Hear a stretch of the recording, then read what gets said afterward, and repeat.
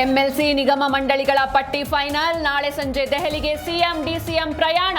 ಸುರ್ಜೇವಾಲಾ ಜೊತೆ ಚರ್ಚಿಸಿ list release.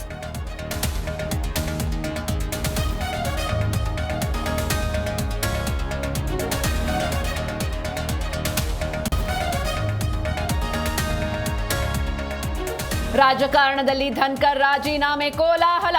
ಕಲಾಪದಲ್ಲಿ ಆಡಳಿತ ಪಕ್ಷ ವಿಪಕ್ಷ ಮಧ್ಯೆ ಜಟಾಪಟಿ. ಮೂರನೇ ದಿನವೂ ಕಾವೇರಲಿದೆ ಸಂಸತ್ ಸದನ.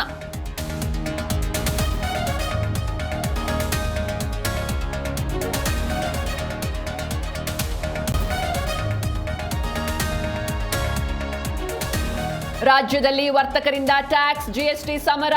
ಇಂದು ನಾಳೆ ಹಾಲು ಉತ್ಪನ್ನಗಳ ಮಾರಾಟ ಬಂದ್. ನಾಡಿದ್ದು ಬೃಹತ್ ಹೋರಾಟಕ್ಕೆ ವ್ಯಾಪಾರಿಗಳು ಸಜ್ಜು.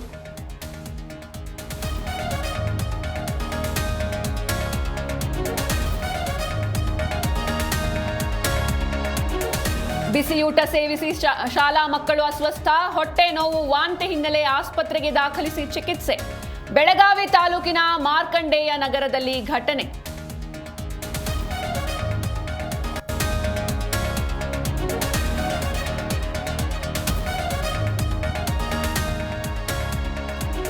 ಸಚಿನ್ ಆಂಡರ್ಸನ್ ಟ್ರೋಫಿ ಟೆಸ್ಟ್ ಪಂದ್ಯ. ಇಂದು ಇಂಡಿಯಾ ಇಂಗ್ಲೆಂಡ್ 4ನೇ ಟೆಸ್ಟ್. ಭಾರತ ತಂಡಕ್ಕೆ ಗೆಲ್ಲಲೇಬೇಕಾದ ಅನಿವಾರ್ಯತೆ.